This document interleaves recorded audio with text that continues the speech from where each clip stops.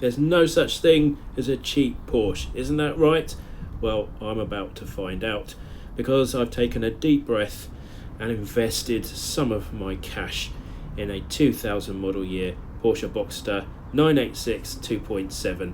That's right, I've added another turn of the century vehicle to my fleet, and during the course of this video we'll have a look in a bit more detail and find out why it is perhaps a bit more closely related to my Perodua Nippa than you might think.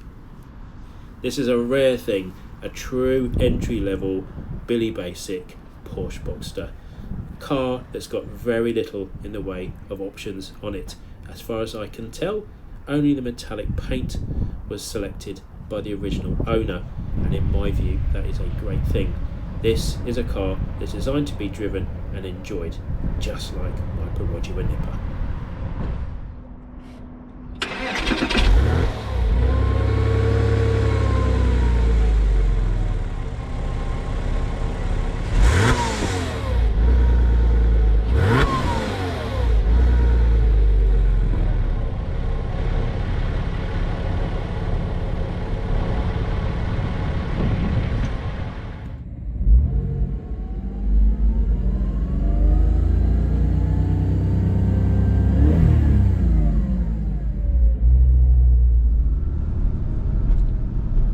What's it like to drive? All about the engine on this 2.7 litre Porsche Boxster flat 6. This is really the heart and soul of this car. Even at idle it makes a lovely burbling tick over sound. Give it just a bit of throttle as you're tickling around town, and it makes just such a nice warm, rich, bassy sound.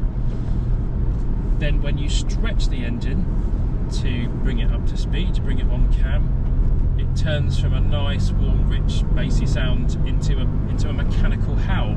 It was described to me as not being a sort of beautiful noise. It is a pleasing mechanical threshing. You can get some of this, it's probably not very.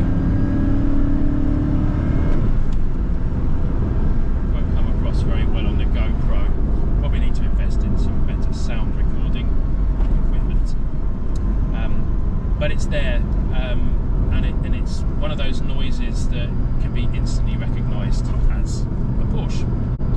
So the steering on this, we've got quite a large, thin-rimmed steering wheel connected to the front wheels by a hydraulic system, and it is full of life.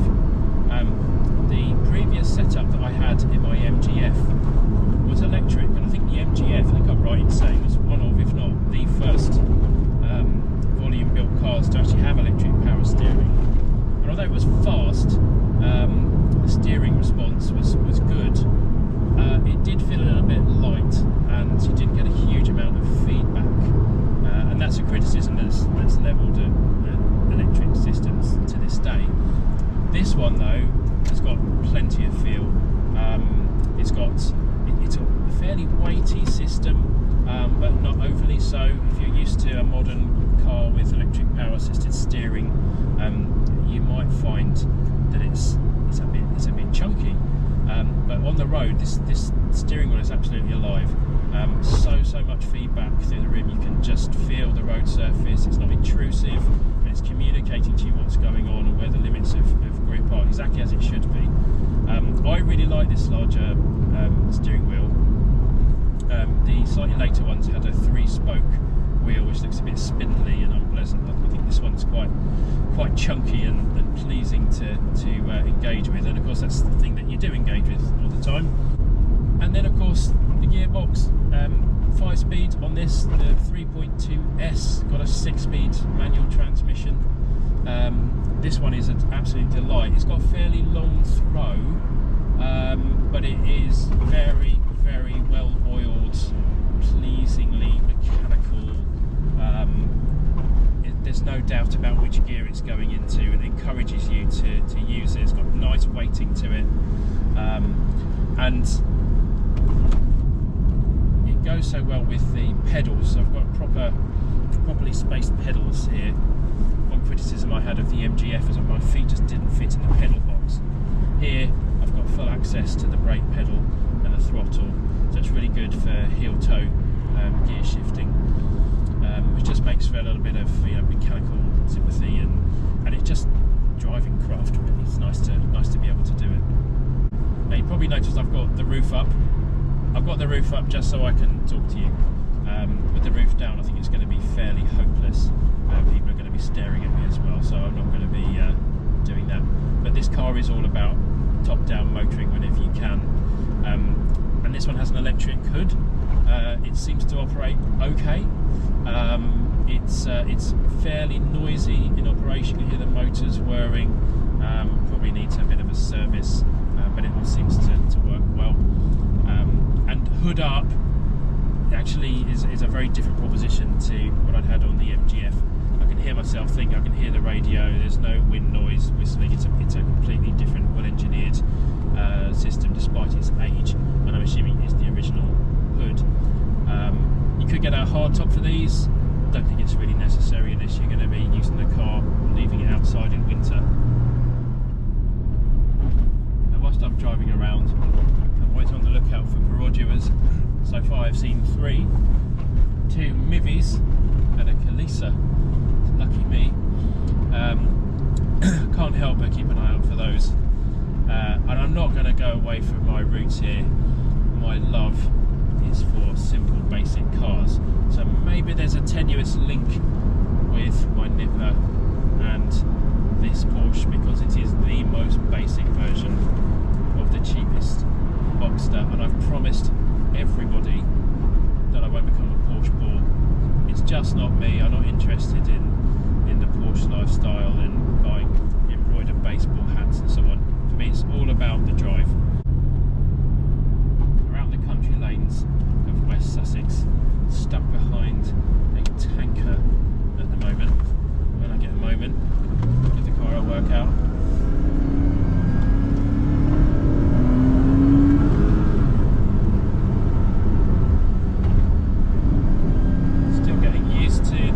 On this car, builds up speed deceptively quickly. It's not insanely fast, it just gives a really nice punch. And one of the things that I really like about this is that the brakes work properly. The MGF brakes were upgraded, are never brilliant. If you had the standard setup, I've got a feeling that the calipers on those were shared with the Austin Maestro. Cost cutting really ruined that car. A lot of owners have made corrections to upgrade key parts, but I don't think you really appreciate how important brakes are until you get a car like this. Most modern cars pull up, no issues, but when you're really starting to work a car, make it earn its keep, it's nice to have the confidence in them. Here I am, just trundling through one of the villages around here. The car is composed, it's very easy to drive, it's very civilised, and you can see why these cars got a lot of use. Lots of these cars on the market have very high mileage. Not unusual to see cars with 150,000 miles. Still going strong, and they're just endlessly usable. Even now, 25 years after this one was built, getting on for 25 years anyway, doing its job. And that does mean that quite a few of the cars out there have seen some action. They do corrode, they do have issues with the underside, and I think that's because they get used all year round. They've seen salt on the roads. It wouldn't be at all unusual to see one of these out in winter. They're now very accessible, so a lot of them have been through several hands of ownership, and the more that happens, the less people are willing to spend on maintenance. If you do want to maintain the car, parts are accessible. There are a number of clubs with excellent support. There are a number of specialists who will look after you, but I think the key thing, as I understand it, is not to be daunted. It's quite nerve-wracking having something with a kind of premium badge, because you assume that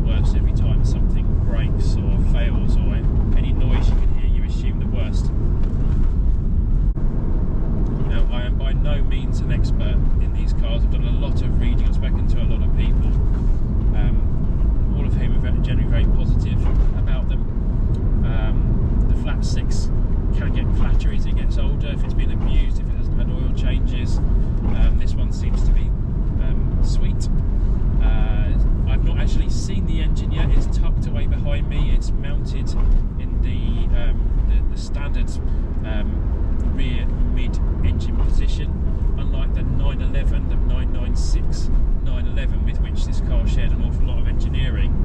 The gearbox is behind the engine rather than the engine behind the gearbox. So the 911 retained that rear engine, traditional Porsche 911 rear engine characteristic. The Boxster got the sort of purer, conventional mid-engine configuration. Right, okay, it is time to demonstrate the electrical roof. Watch this. Press that button, open the catch, the windows drop down. There's no hiding from the fact that the driver's side window has just dropped down because it's making a squealing noise. And here we go, press this button on the dash. Off it goes. Keep your finger down, tucks away neatly behind me, clunk, and that's it. Hood down. Let's go for a drive.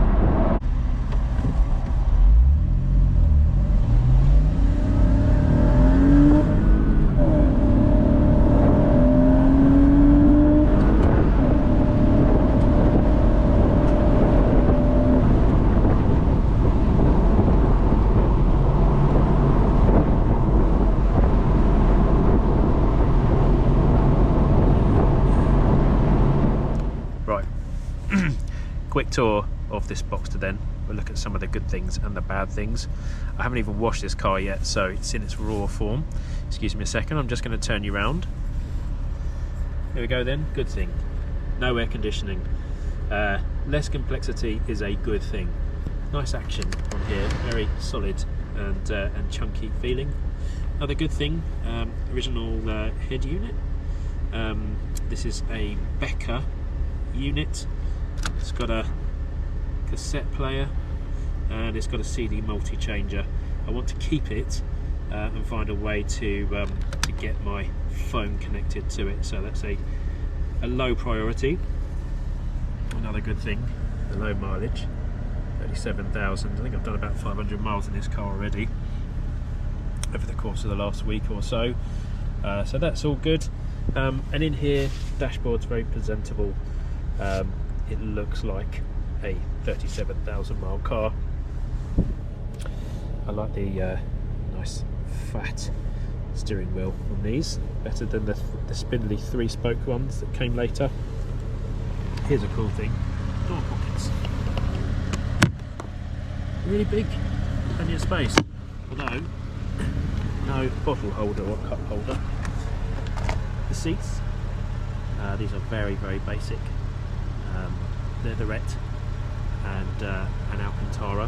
I actually got my lid shaver out on these and came up quite well because it was a bit wobbly. The Porsche badge appears to be held on with I don't know, double-sided tape or something. It's pretty good shape because they do fade. And then underneath here, generally pretty good. You can see the under trays. Not particularly good shape, needs some new plastic mouldings. This jacking point needs to be replaced. I haven't got one of those. The sills otherwise look alright, so I'm hopeful that there's no significant corrosion underneath here. We'll get it all cleaned. The driver's side mirror, electrically operated, only it isn't at the moment. Not really a priority. Door handle.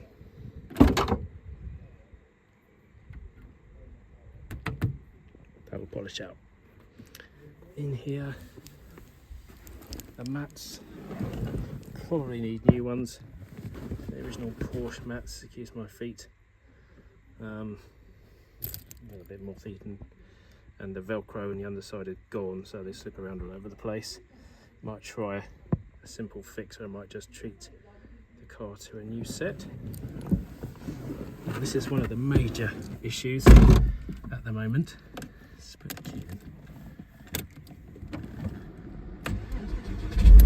Right, it has actually fired up, but there's been a couple of occasions now where it just turned over very sluggishly, and I think that's probably an earth fault or starter motor solenoid. Aside from that, try and clean that up. Could really do with a de-grubbing. Found another key, and it came with 1.5, but I now have got 2 keys. Here's the other one, but it doesn't work on the immobiliser, so it needs to be reprogrammed. The actual key blade is okay though.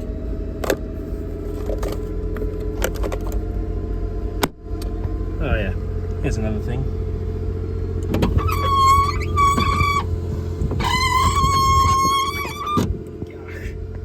Better sort that out as well. So there you go, that's my list. Oh, hold on, this doesn't work. Sometimes it does. And oh yeah, back to that visor. I better fix that before I drive away. And in here, I will not reveal it because it's fragile, is a new Boxster badge, because it's missing. Presumably missing because it's been painted. Otherwise, have a look at my selection of junk in the back here. Loads and loads of luggage space, and this is just the rear boot. Even more space under the front. So still early days with this car, and I'm sure there's going to be plenty of fun and games to be had with it as I find out some more. I'm going to leave you with a brief montage of this car in motion, focusing unashamedly on the sound from that glorious flat 6 engine, and that's really all this car is about.